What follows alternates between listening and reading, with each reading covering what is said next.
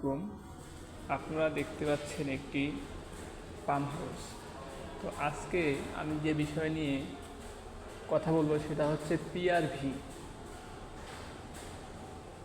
এবং ম্যানুয়ালভাবে যে আমরা কাজ করি, যেমন পানি ওভারফ্লো হলে যে ম্যানুয়ালভাবে আমরা পাম্পে পাঠাই সেটা নিয়ে কথা বলবো।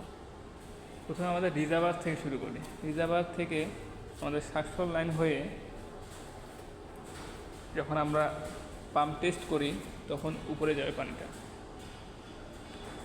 যাওয়ার পরে আপনারা দেখতে পাচ্ছেন আবার একটি পেঁচানো পাইপ দিয়ে এবং পিআরভি লাগিয়ে পানিটা আবার রিজার্ভারে যাচ্ছে।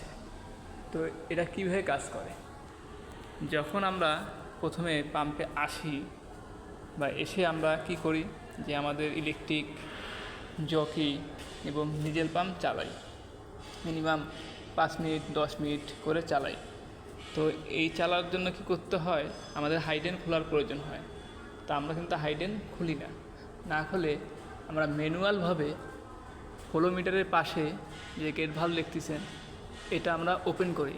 ওপেন করার পরে আমরা ইলেকট্রিক পাম্প, জকি পাম্প এবং ডিজেল পাম্প টেস্ট করি। আর একটা উপায় আছে যে ম্যানুয়াল যদি আমরা ম্যানুয়াল দিয়ে যদি আমরা বন্ধ না করে যদি কাজ করতে পারি সেটা হচ্ছে পিআরভি। মানে ম্যানুয়ালভাবে কাজ করলে কি আপনাকে উঠে এটা খুলতে হবে।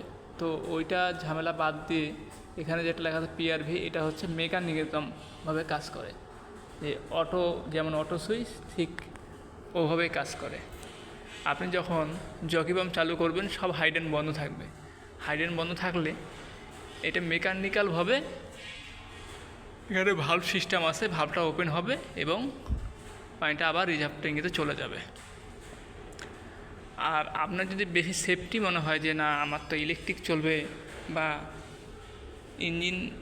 ডিজেল ইঞ্জিন দিয়ে চালাবো, তখন আপনি একটি হাইডেন খুলতে পারেন। একটি হাইডেন খুলে রেখে তখন আপনি পিআরভিও কাজ করবে, আপনার হাইডেন দিয়েও পানি পাস হবে। ধন্যবাদ।